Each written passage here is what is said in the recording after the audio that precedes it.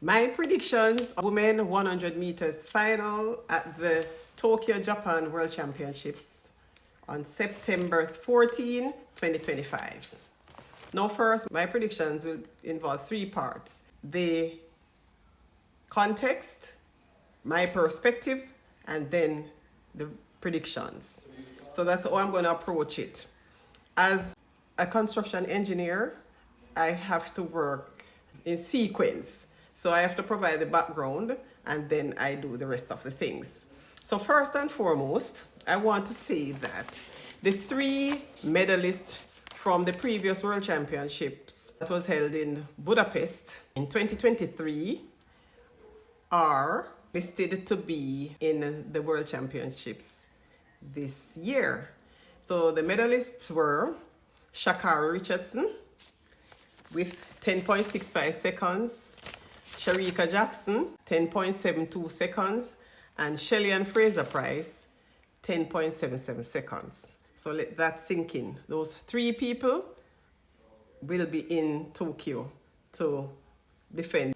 Now let us go on to the people who have been doing things since the season started. So Melissa Jefferson Wooden is the world lead with 10.65 seconds. Now look at it. She has the world lead at 10.65 seconds, which was the winning time for Sha'Carri in 10.65 seconds in the previous World Championships. Julian Alfred has the second ranking place of 10.75 this year.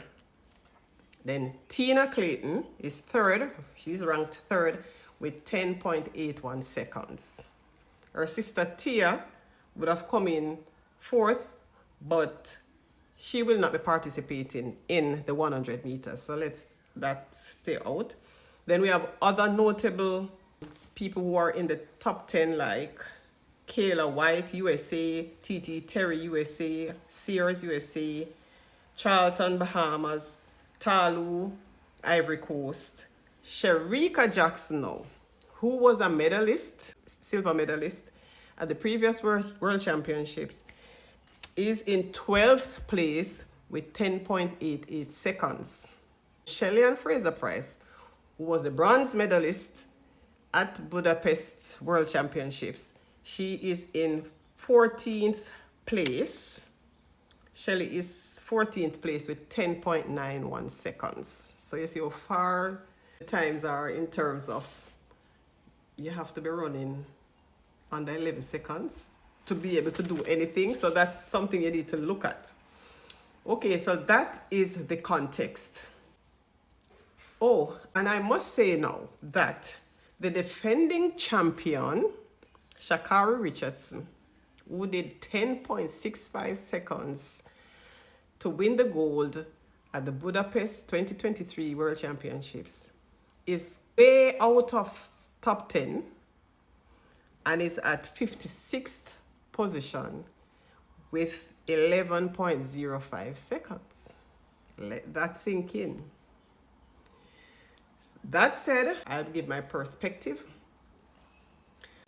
So now if you're to look at things in a straight line, one would say Melissa Jefferson Wooden should win the gold medal because she has been doing great times progressively and has done 10.65 seconds, which was the winning time for Sha'Carri Richardson to win that gold medal. So it seems logical that she should win the gold medal. Julian Alfred has been very consistent around the 10.7s, and therefore she should win the silver. Tina Clayton, 10.81, being consistent in the 10.8s, should win the bronze.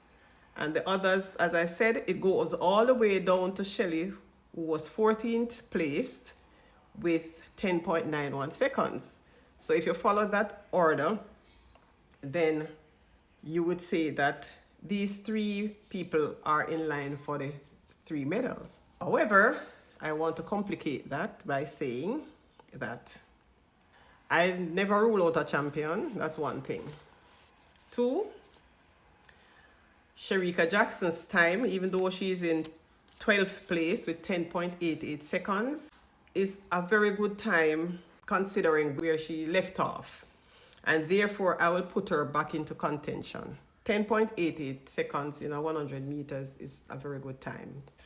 And Shelly-Ann Fraser-Pryce is 10.91 seconds in 14th place. A little off from what I would consider, but I don't rule out champions. They know how to win, and I am not going to write them off.